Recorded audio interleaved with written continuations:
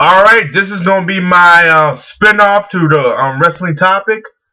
Matter of fact, the wrestling topic playlist, I'm gonna make two separate ones. I'm gonna start off with have a TNA and a WWE one. And the first off for TNA is the Aces and Eights. This is gonna be very quick. I'm not gonna make this long. They got to go. They got to go. I'm sorry. They got to go. When this faction first came on, I said, "Oh wow, it's pretty cool. They look badass. They look good." Yeah, that's before when they took off the mask. I noticed they all a bunch of scrubs and jobbers. They got to go. They're ruining the product to me, and I think they're bringing the ratings down. A lot of people say it's Bully Ray title reign. That is also the same doing the same shit they usually do. When I heard D-Bond was the member, I said Bully Ray's the member. I already knew that. I said, okay, that's Bully Ray. But I will give them credit where credit's due. They had a lot of plot holes, and in that one episode where the Ace and Bully Ray explained it all the plot holes were filled. I was like, okay, this is Bruce. This is what I like. WWE will not do this shit. They won't go out their whole way to explain everything. They'll just say, "This is what you get."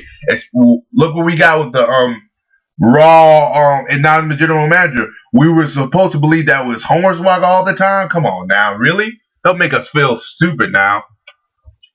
But yeah. When this faction was created, I was like, okay, it looks cool. But eventually, the faction took over the show. And I don't like factions like that. I really don't. Aces and Eight is not one of those factions I like. Now, when the Main Event Mafia did this whole bullshit, I didn't mind the Main Event Mafia because they were a group of world champions. So it makes sense. They want this spotlight. They want to stay in the spotlight. Then you got the TNA guys who were there the original time. They want to tell y'all, hey, look, take a back fucking seats to the real guys who made the company. That makes sense. This shit ain't making sense to me. This is like Immortal to me, which I just to me this is a little bit better than Immortal because that was just a group of scrub. What I think what breaking this character, what they only okay.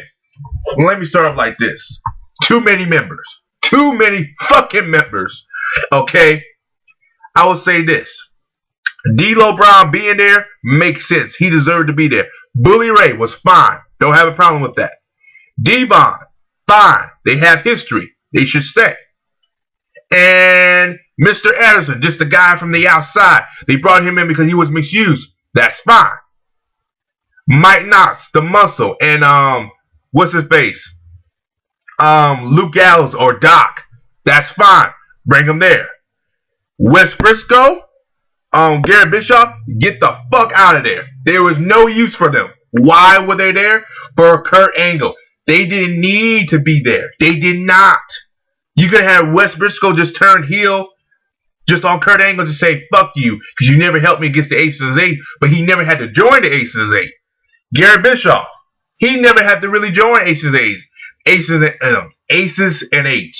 The reason he joined, because his daddy backstage. And we all know he ain't that talented. Bullshit. Like I said, D'Lo needed to be there because he had, he had his business, ways to get him in and get him out. D-Von should be there because he has history with Bully Ray. Mike Knox and Doc should be there because they're the muscle. Then you got Mr. Anderson, who is the outside, who was misused by TNA. That makes sense. Garrett Briscoe, get the fuck out of there. There was no use for them. There was no need. They just were there for Kurt Angle. Kurt Angle could have feud with D-Von for all I could. Well, no, let me take that back. That was awful. Mr. Anderson, that's all they needed to do. Kurt Angle and Anderson again. I would not mind that because we haven't seen that in too long. Doc and Mike Knox should go for the tag team titles. D-Von feud with Samoa Joe, and then Samoa Joe, and you could have had D'Lo and Anderson work together because Kurt and D'Lo were having some views, and Bully Ray could have kept on being the main event with Jeff Hardy, Matt Morgan, Sting. It's too many of them. Too many.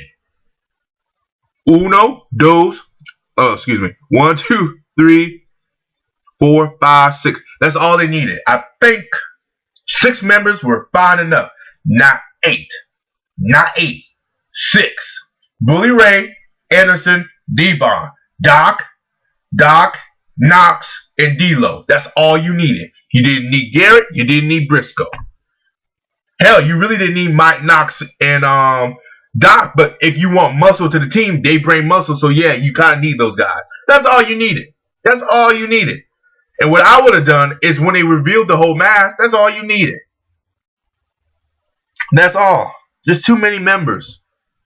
Like I said, there's a lot of politics playing in TNA as well, but to me, it's ruining the show. That one episode when they weren't on the show, that was the best episode for TNA this whole fucking year.